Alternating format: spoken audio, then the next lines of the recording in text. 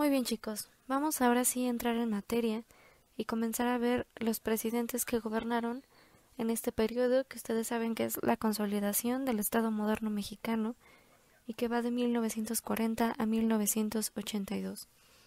Vamos a ver los primeros tres presidentes porque, bueno, ya conocimos el contexto internacional en el video anterior y ahora sí ya podemos entrar bien en materia con los gobernantes de México. El primero que vamos a ver va a ser Manuel Ávila Camacho, quien gobernó de 1940 a 1946. Recuerden que ya estamos a partir de Obregón, con las reformas que hizo de Álvaro Obregón en 1927. A partir de esas reformas, el periodo presidencial ya va a ser de 6 años, ¿sí? Entonces, por eso, estos sexenios ya van a ser regulares y obviamente de 6 años, ¿vale? Entonces, como les decía, Manuel Ávila Camacho gobernó de 1940 a 1946. Y para entender mejor su gobierno, chicos, quisiera regresarme un poquito al último presidente que vimos del parcial anterior, que fue Lázaro Cárdenas. No tuvimos tanto tiempo de checar bien sus políticas de gobierno, pero yo quisiera hacer hincapié en algunas que tenemos que conocer para entender el gobierno posterior de Manuel Ávila Camacho, que fue su sucesor precisamente de Lázaro Cárdenas, ¿sí? Vamos a recordar un poco entonces que Lázaro Cárdenas, chicos, tenía políticas socialistas, no sé si se acuerdan, ¿no?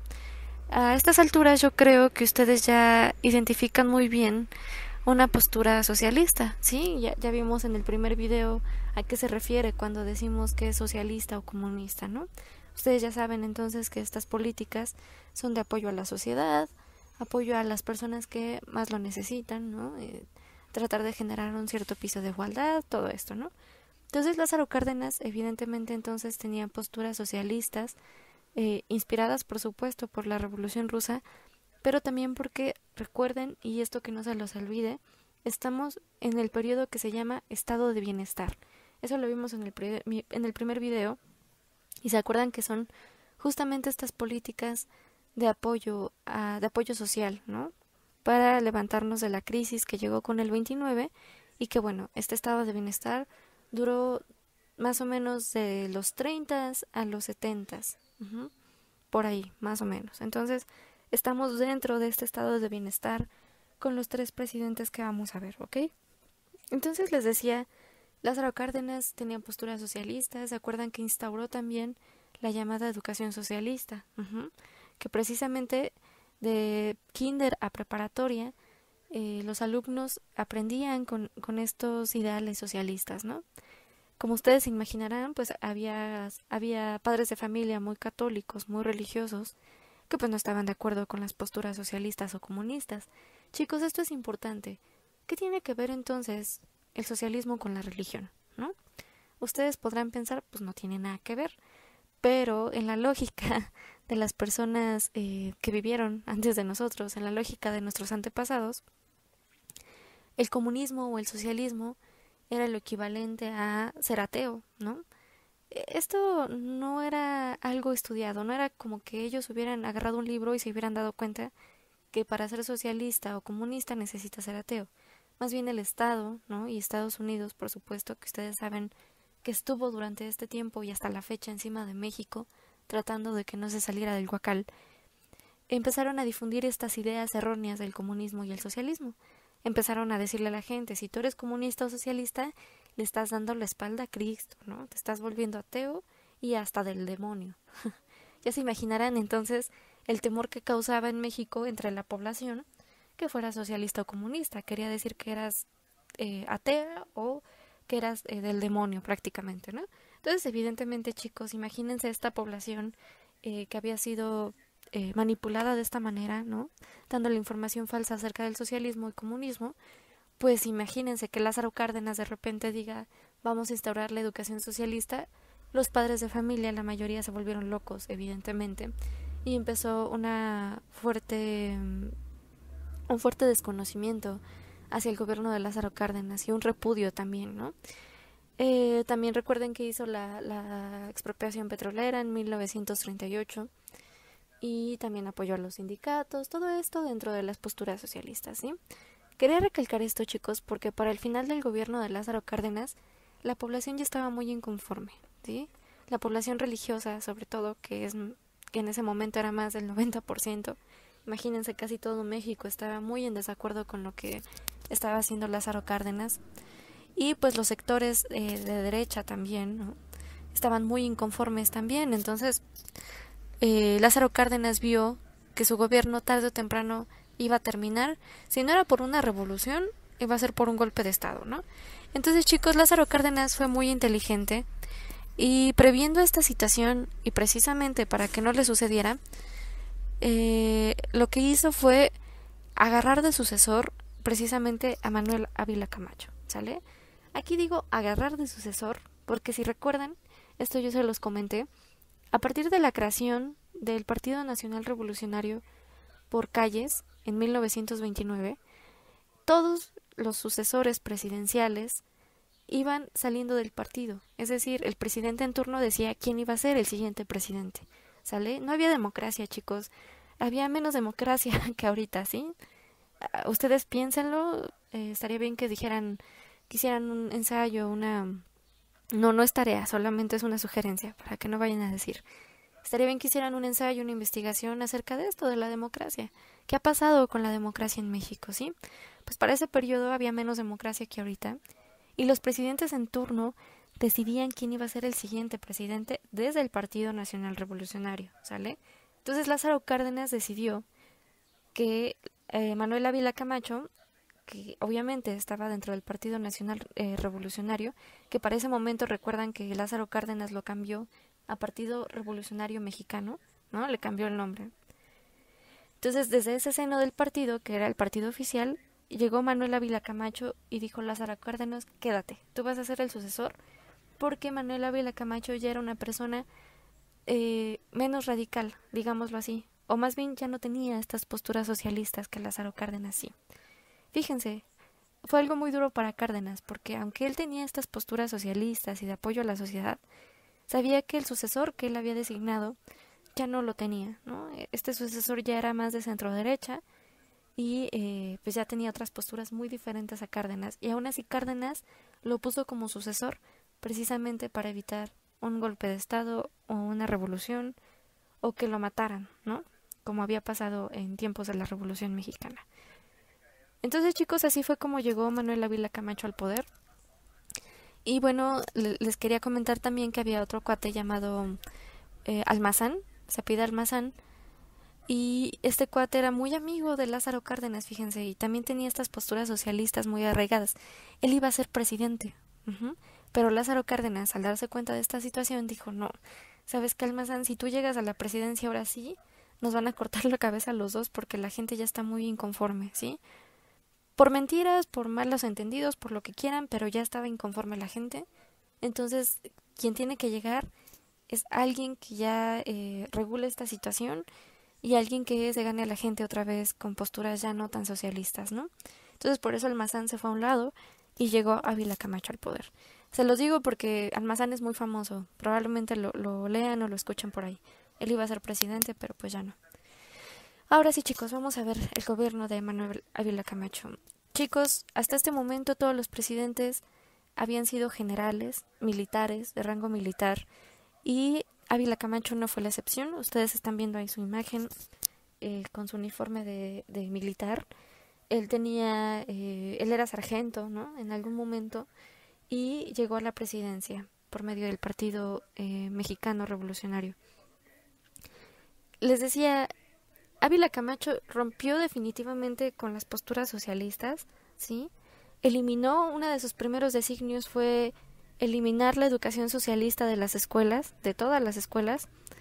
Otro de los designios que él hizo de manera rápida, ¿no? Porque casi llegó y lo hizo, fue limitar el reparto de tierras, chicos. ¿Se acuerdan que una de las razones de la revolución pues fue precisamente el reparto de tierras, ¿no? Zapata quería que le repartieran las tierras a los campesinos que se las habían quitado. Y bueno, ¿se acuerdan que Lázaro Cárdenas repartió masivamente tierras? Pues Ávila Camacho dijo, ya no, se va a limitar este reparto, se va a seguir haciendo, pero se va a limitar, ¿sí? ¿Qué más hizo Ávila Camacho? Bueno, con él, chicos, empezó escúchenme bien, con él empezó el milagro mexicano, ¿sí? Ustedes sabrán que, ya lo leyeron también en su libro, que el milagro mexicano, pues, es este periodo de bonanza económica que sufrió México, ¿sí? Digo, esa palabra sufrir puede ser en término positivo o negativo. En este caso, esta situación del milagro mexicano evidentemente fue algo positivo. Subió muchísimo el Producto Interno Bruto, alcanzó un 6.6%.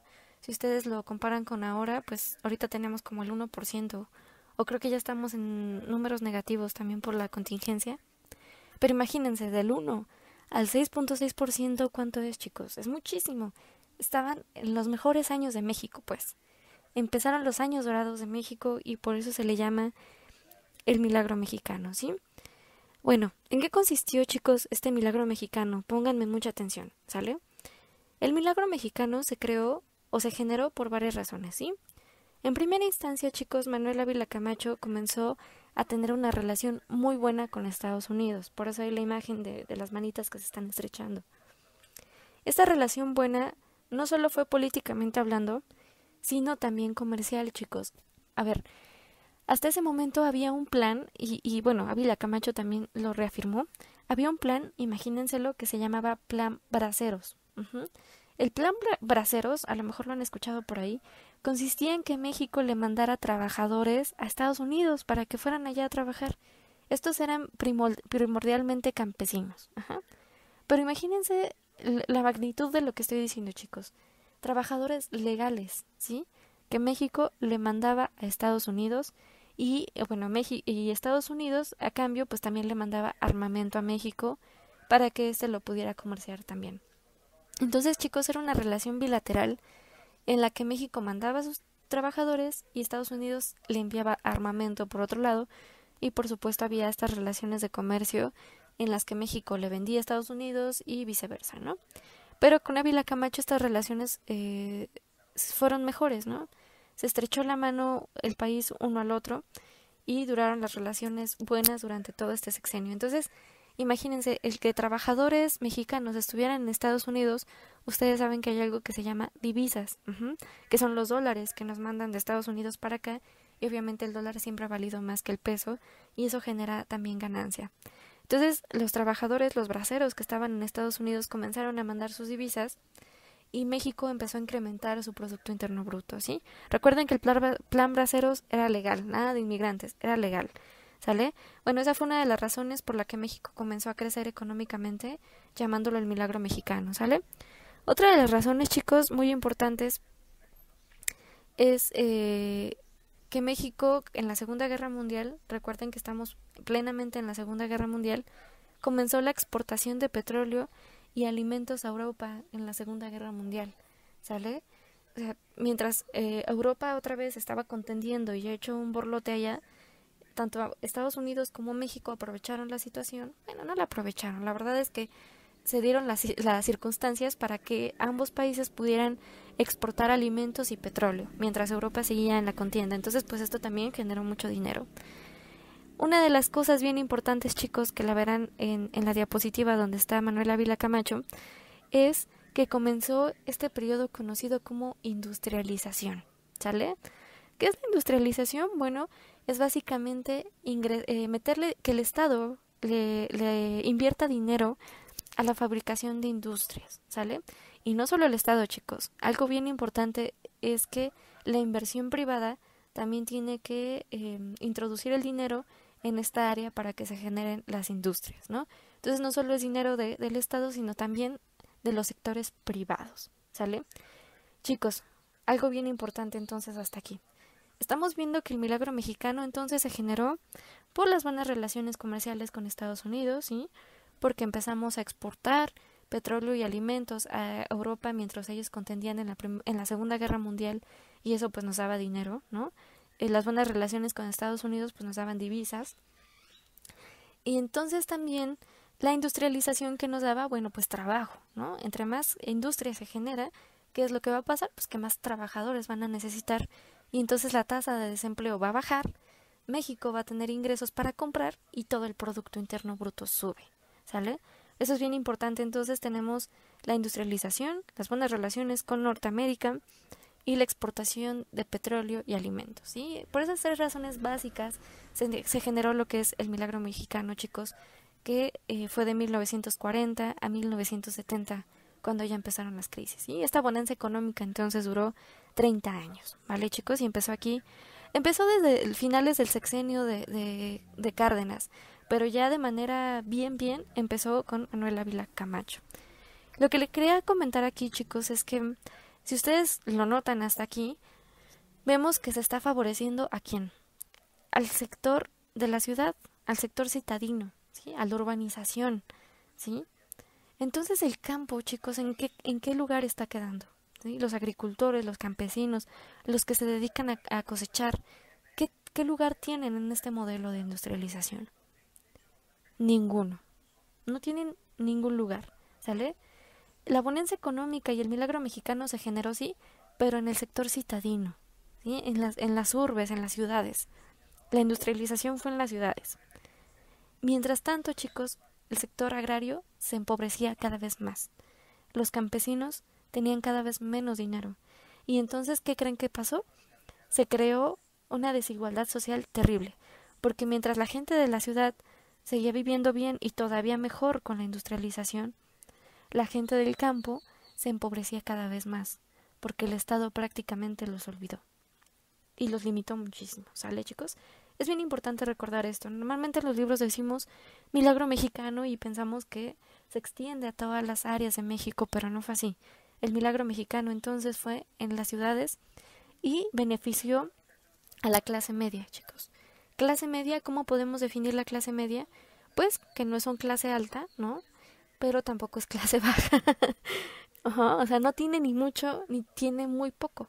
Tiene más o menos, le alcanza para sobrevivir. El ejemplo de clase media por excelencia, los universitarios, los maestros, los profesionistas, ¿qué otro sería clase media? Pues sí, estos profesionistas que van saliendo de las universidades y pueden ser desde profesores hasta ingenieros eléctricos, ¿no?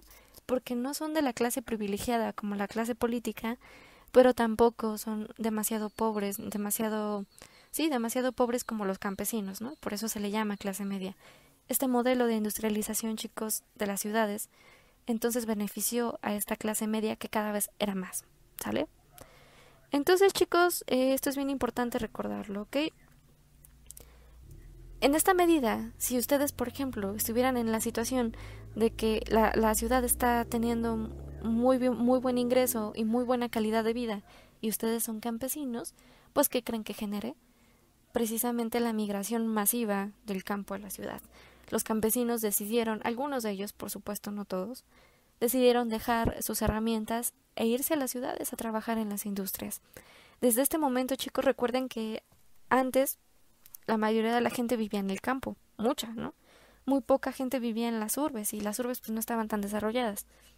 Pero a partir de este momento, chicos, empieza la migración masiva del campo a la ciudad, aunque todavía hay más gente en el campo, pero ya se empiezan a ir cada vez más a las ciudades. A ver, entonces, chicos, dentro de la industrialización, que les repito otra vez, ¿ya ven?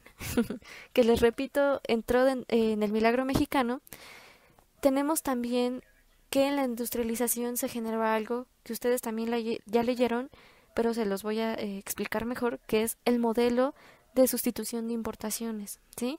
Que este es un modelo proteccionista, chicos. A ver, voy a irme lento, ¿sí? El modelo de sustitución de importaciones, chicos, es un sistema o un modelo, como bien lo dice su nombre, en el que se pugna, ¿sí? Porque la población genere lo que la misma población consume. Es decir, estamos en México, consumimos un montón de cosas, calzado, combustible para los, pues no solo para los carros, sino para otras cosas también, ¿no? Los combustibles son muy importantes en una sociedad urbana. El vidrio, zapatos, jabón, ropa, híjole, comemos también, ¿no? ¿Qué no consumimos?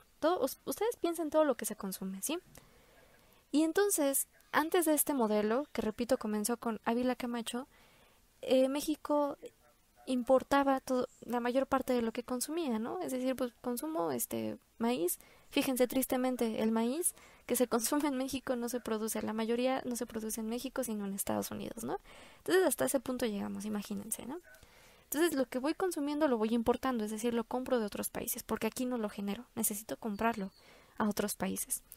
Lo que pugna, chicos, el modelo de sustitución de importaciones, que repito, comenzó con Ávila Camacho y está dentro del milagro mexicano, en el modelo de industrialización, es que México genere lo que consume. Es decir, consumes zapatos, haz los zapatos aquí. Consumes combustible, haz los combustibles aquí. Consumes vidrio, haz los vidrios aquí. Consumes jabón, haz los jabones aquí. Y la ropa y todo lo que consumas. La mayor parte, ¿no? Entre más generes lo que consumes, mejor. Entre menos compres al extranjero, mucho mejor. Chicos, este modelo entonces fue creando otra vez industrias para que esas industrias generaran lo que la población consumiera, ¿sí? El jabón, la ropa y todo lo demás, ¿ok? Entonces, chicos, es un modelo proteccionista. ¿Por qué? ¿Recuerdan la crisis del 29 que vimos en el video anterior?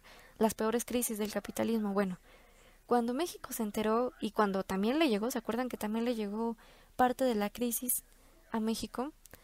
Cuando llegó esta crisis aquí a México y dejó a muchas personas sin empleo, el gobierno dijo, a ver, eso nos pasa por estar globalizados, esto lo vamos a ver después, pero por tener esta economía globalizada en la que yo dependo de otros países y si esos países tienen crisis, pues me toca a mí también, ¿sale? Entonces, mira, para evitarnos problemas, vamos a elaborar lo que consumimos y vamos a dejarles de comprar a los demás países, porque si ellos tienen crisis también nos fregan a nosotros.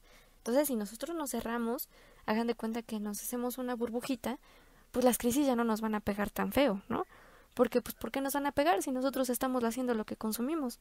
No es algo que sea externo, pues, ¿sí? Por eso se llama este modelo de sustitución de importaciones un modelo proteccionista, porque lo que busca es proteger la economía mexicana ante las crisis que puedan llegar, ¿sale?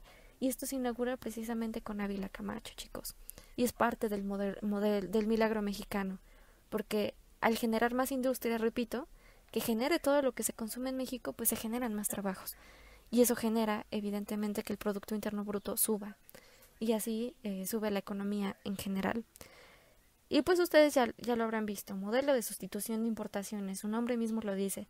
Sustituye lo que vas a comprar del extranjero y mejor prodúcelo en tu mismo país, ¿sí?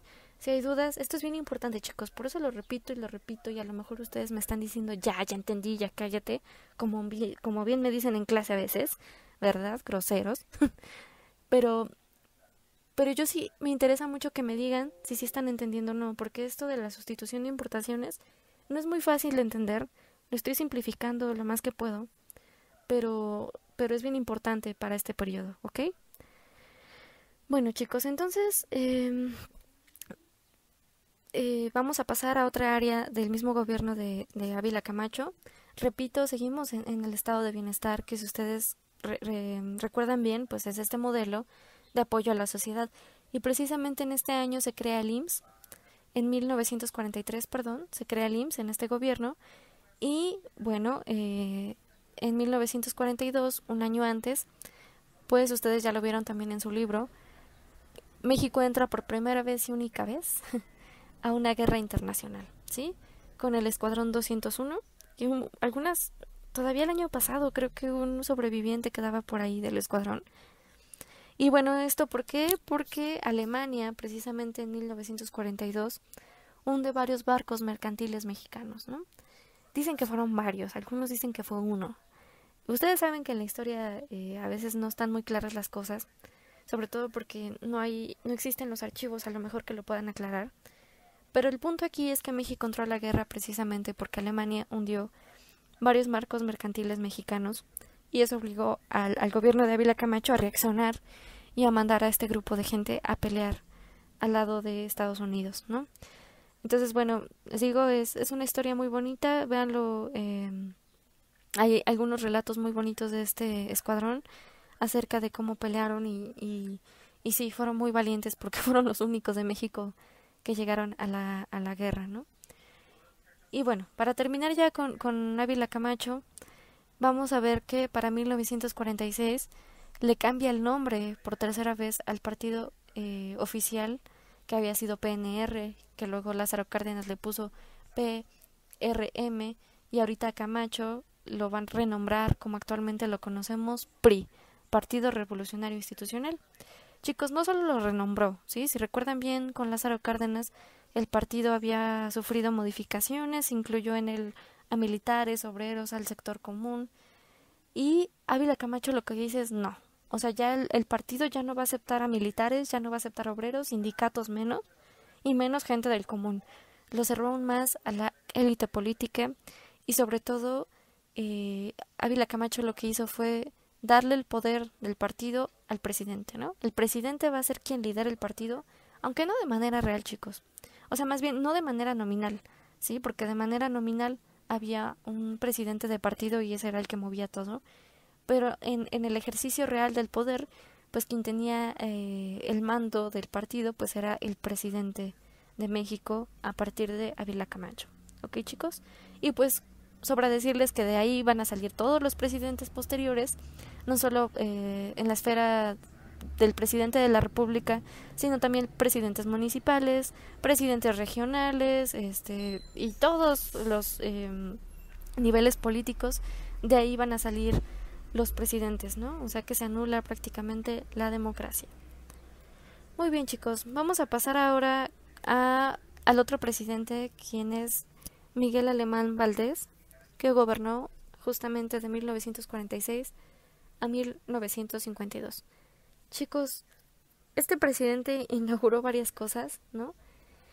En primera, bueno, les había comentado que los presidentes hasta este momento eran militares, pues con Miguel Alemán Valdés, por primera vez en la historia, y a partir de él, ¿no?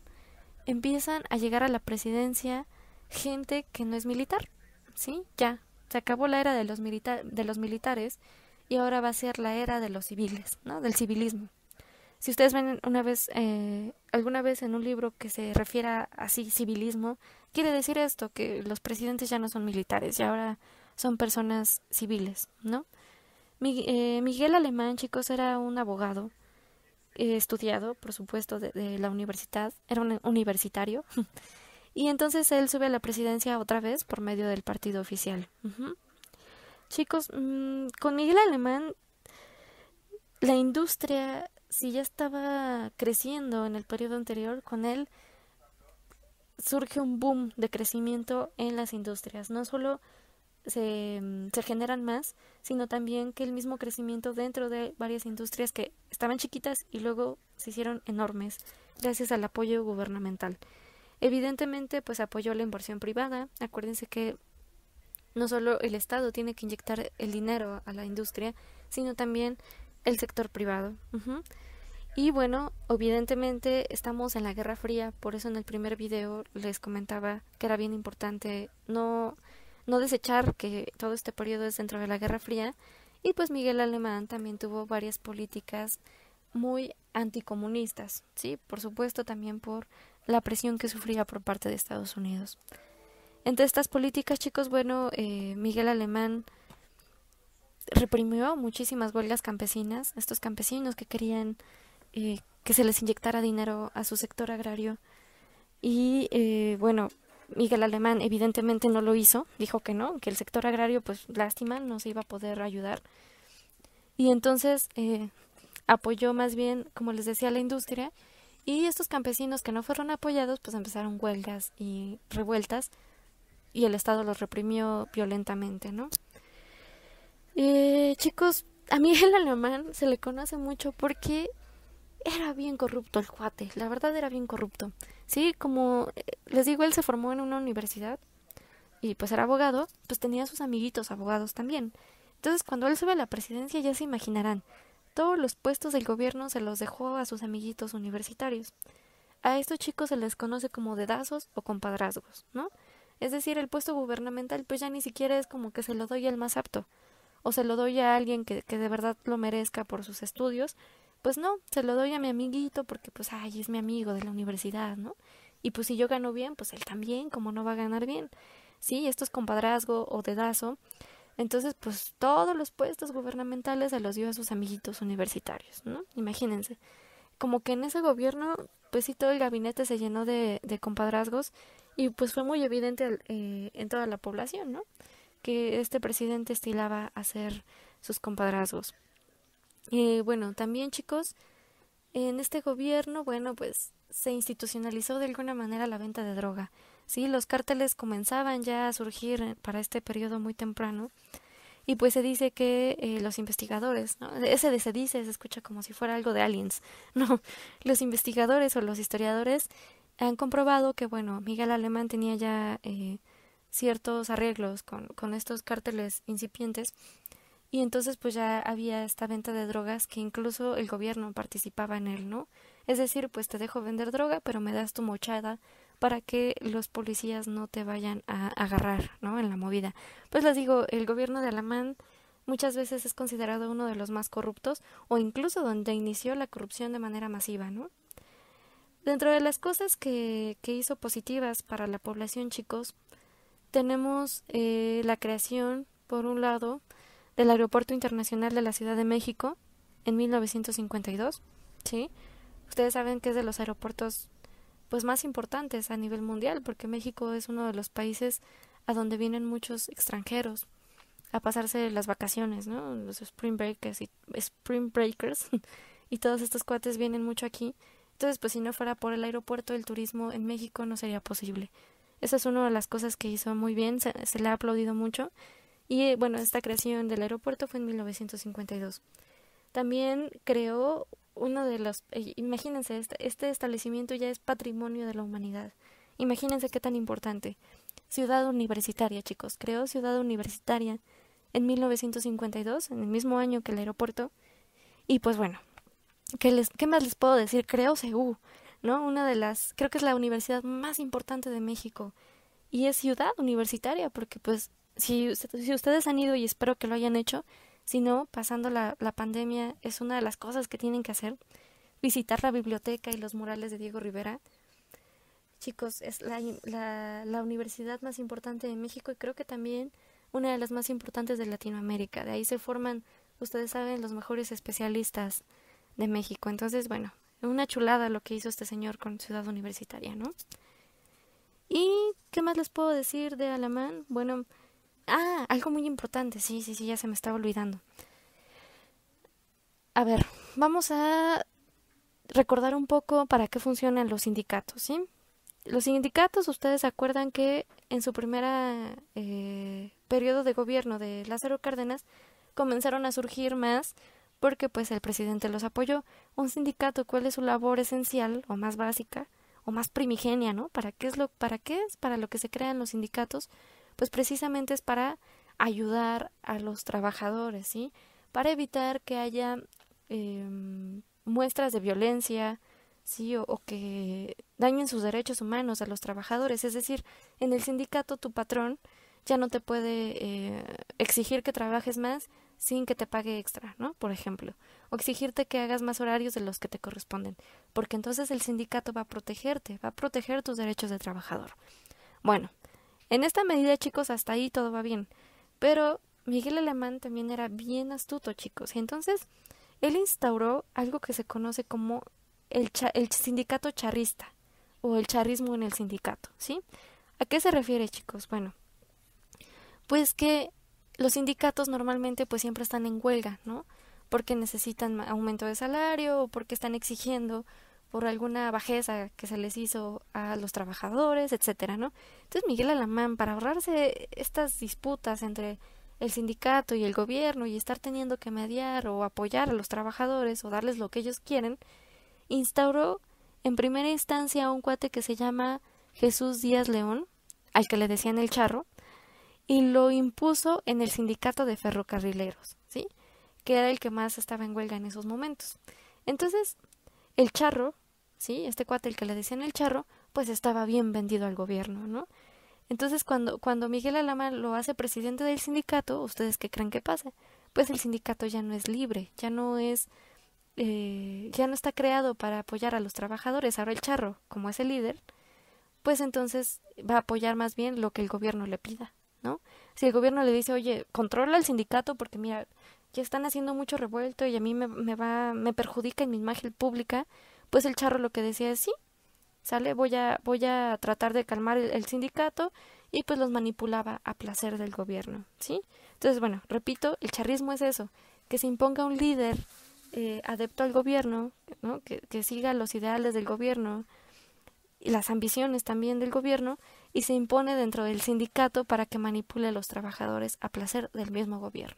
¿Sale, chicos? Entonces cuando vean algo así de, ay, o incluso, no sé si han escuchado esta expresión de, ay, eres bien charrista, ¿no? Yo sí la he escuchado todavía, ¿eh? No soy muy grande que ustedes. Eso se refiere a que estás vendido, ¿no? Aquí tú dices que apoyas a algo, pero en realidad estás vendido a otra causa, ¿no? Eso es ser charrista. Y en los sindicatos, por eso pasó, ¿sí? Si tienen dudas, me dicen igual, ¿vale? Entonces, bueno, a partir de Alamán, el charrismo, pues, se impuso en la mayoría de los sindicatos, y actualmente igual, ¿no? La mayoría de los sindicatos son charristas, ¿no? El Bester Gordillo, por ejemplo, es un ejemplo de charra tremenda, ¿no? Ella estaba súper vendida al gobierno y la imponen en el sindicato de trabajadores de la educación, y bueno, pues se mueve al son que el gobierno le toque, ¿no? Aunque ahorita creo que ya está en la cárcel o ya salió, ya no sé qué pasó con ella, pero sí, ella era un ejemplo muy bueno del charrismo en los sindicatos, ¿vale? En el aspecto cultural, chicos, bueno, a Alamán le toca dar su cuarto informe de gobierno en televisión. Sí, es el primer presidente que hace esto. Imagínense el impacto en México. Cabe destacar, chicos, que la televisión en México ya había llegado ahí por los 40, ¿no? Se estaba ahí apenas introduciendo, pero pues es verdad que no todo el pueblo podía comprarse una televisión. Es lo mismo, ¿no? Llegan los celulares nuevos, no todos van a poder, no todos tenemos el mismo ingreso. Entonces, para 1950, que es más o menos el periodo, finales de los 40, 50, que es el periodo de Alamán, pues la televisión solamente la tenían los sectores de clase alta, ¿no? Entonces, a él le toca dar el primer informe de gobierno televisado, ¿no? De un presidente. Imagínense, para los que tuvieron la oportunidad de verlo, pues fue algo increíble, ¿no? Por primera vez vieron a su presidente así, casi en vivo y en directo, ¿no? Lo pudieron ver tan cerca como nunca antes, ¿no? Entonces esto fue como un boom cultural para la mayoría de México que tuvo acceso a una televisión. Y los que no tenían, bueno, pues pagaban, ¿no? Les pagaban por horas a las personas que sí tenían para poder ver la televisión. Mi papá me cuenta que así era con él. Él cuando estaba chiquito, pues que él nació en los 60, imagínense, todavía en los 60 había este sector de la población que no contaba con televisión, ¿no? Y mi papá me cuenta que hacía precisamente eso. En la casa de enfrente había un señor que tenía su tele grandota, ¿no? Evidentemente a blanco y negro todavía, pero los niños de la colonia, como no tenían tele, iban y le pagaban al señor para que los dejara ver 1 hora o 2 horas de televisión, ¿no? Sus caricaturas. Entonces, bueno, así funcionó durante mucho tiempo, chicos. Y ya para rematar con este periodo de gobierno de Alamán, pues estamos justo ya casi acabando la época de oro del cine mexicano. El cine mexicano, la época de oro comenzó a partir de finales de los 30, ¿no? En los 50 todavía, pero ya para los 60 ya estaba decayendo este cine de oro. Entonces, bueno, nos encontramos en el punto álgido del cine de oro mexicano, y uno de los exponentes más representativos, pues es Pedro Infante. Ustedes lo tienen que conocer, chicos. Canta bonito este señor y está guapísimo, ¿no? Entonces, les menciono esto porque la imagen mundial, chicos, o sea, la imagen que México daba al mundo, imagínense, era precisamente Pedro Infante con su sombrerito de charro, con su vestimenta de charro. Entonces era el estereotipo de joven guapo que todas las mujeres querían, ¿no? Hasta la fecha yo creo que Pedro Infante es uno de los ídolos guapísimos de México. Pero para ese momento, chicos, como era la estrella pop, pues del momento, muchas personas querían, sobre todo hombres por supuesto, querían vestirse como él, querían ser como él, ¿no? Empezó la moda de vestirse a la manera charra, ¿no? Y entonces el mundo vio eso, ¿no? Vio que a México le gustaban los mariachis, los sombrerotes y los charros, y entonces comenzó esta imagen del mexicano con un sombrero enorme y su vestimenta al estilo mariachi, ¿no? Incluso actualmente, si ustedes le preguntan a un extranjero, pues normalmente te va a decir que casi vestimos así, ¿no? Con sombrerote y traje de mariachi. Cosa, chicos, que empezó, insisto, por este estereotipo que difundió Pedro Infante y pues todos los demás ídolos del cine mexicano, ¿no? De una época muy bonita en realidad, chicos. Entonces ya acabé, ahora sí, con Alamán, voy a ir con el último presidente, ¿vale? Repito otra vez, ¿ya ven? Repito, si tienen dudas, me dicen en WhatsApp y yo se las contesto con mucho gusto, ¿sí? Quiero que esto quede muy claro, ¿vale? Vamos con el último presidente, chicos, quien es Adolfo Ruiz Cortines. Y él gobernó de 1952 a 1958. Bueno, chicos, de su gobierno destaca algo muy importante y es algo que no se tiene que olvidar tampoco, porque por primera vez en su gobierno, desde 1953, las mujeres tuvieron acceso al voto, ¿sí? A lo mejor a ustedes no se les haga muy impresionante, ¿no? Digan, pues qué bueno, pero en realidad esto fue toda una revolución cultural, chicos, porque la mayoría de las mujeres en el mundo no podían votar, ¿no? Y México no fue de los primeros que permitió el voto a la mujer, pero sí fue como de los segundos o terceros que lo hicieron, ¿no? O sea, es decir, comenzó esta revolución cultural en otras partes del mundo, las mujeres empezaron a votar y México no se quedó atrás. México dijo, ok, es momento de que las mujeres puedan votar y puedan acceder a este derecho, ¿sí? El derecho al voto no nada más es ir a hacerte pato a una urna y pues ahí hacer como que votas y ya. El derecho al voto implica mucho más, chicos. Implica que ahora el gobierno te está reconociendo como ciudadano, ¿sí? Si no tienes derecho al voto, no eres ciudadano, no cuentas. No tienes participación, no eres nadie. Pero con el derecho al voto, el gobierno ya te reconoce como ciudadano. Y a partir de este momento las mujeres fueron ciudadanas. Sí, esto es algo importante, ¿vale, chicos? No se olviden, 1953, Ruiz Cortines le otorga el derecho al voto. Las mujeres ya votaban antes, pero no en elecciones federales, solamente en elecciones municipales. Y estas eran como de chocolate, así como, ¿no? Las elecciones que realmente importaban en ese momento, pues eran las federales. Aunque bien, paréntesis, ustedes saben que la democracia no era como la definían, ¿sí, no? O sea, el presidente llegaba por dedazo desde el partido oficial, ¿sí? Pero ¿por qué eran importantes las elecciones entonces? Si no se tomaban en cuenta, pues para la legitimidad, chicos, ¿sí? Un gobierno que no cuida su legitimidad está propenso que le hagan una revolución o un golpe de estado. En México todos pensaban que quien elegían al presidente pues era el pueblo, ¿sí? Actualmente los historiadores sabemos que esto no sucede por los archivos que ya tenemos acceso, ¿no? Pero en ese momento era importante seguir con esta finta de las elecciones para que el pueblo no sufriera un descontento y no se alzaran en armas, ¿no?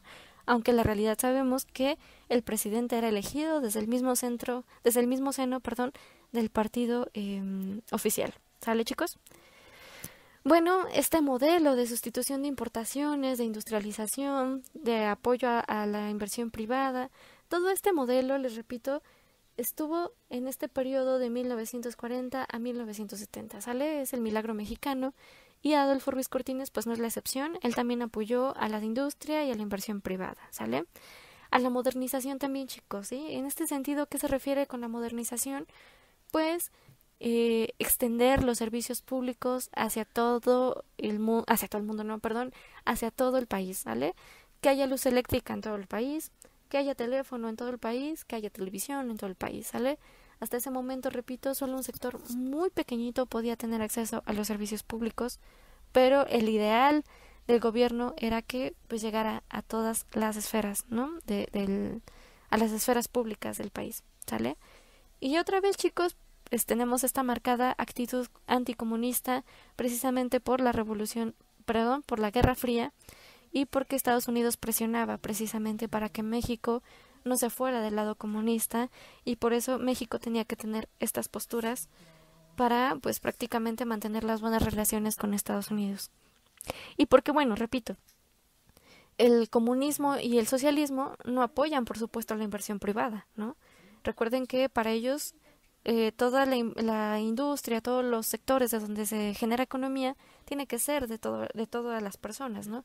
La inversión privada no es algo que pudiera caber dentro del socialismo comunismo. También por ese sentido era, pues sí, era entendible que se tomaran esas posturas anticomunistas, ¿vale, chicos? Y pues bueno, yo quiero recalcarles esto para que entiendan que si bien el milagro mexicano, otra vez, hubo una bonanza económica muy buena, solamente fue en las ciudades, ¿sale? En las ciudades y el crecimiento obviamente de la clase media, ¿no? La clase media, que ya les dije quiénes son, que estaban, pues sí, teniendo mejor economía, tenían más dinero, tenían mejor calidad de vida gracias a todo este modelo que ya se lo repetí, que es la industrialización, la inversión privada, el modelo de sustitución de importaciones y el milagro mexicano a grandes rasgos, ¿no? Pero quienes estaban empobreciendo cada vez más, resultado de la desigualdad, pues eran los campesinos, ¿sí? El sector agrario. Los campesinos cada vez quedaban más pobres. ¿Sale, chicos? Entonces, bueno, con esto quiero terminar los 3 primeros presidentes del periodo. Nos faltan 4 más que voy a decir en el siguiente video. Necesito que me digan si hay dudas, por favor.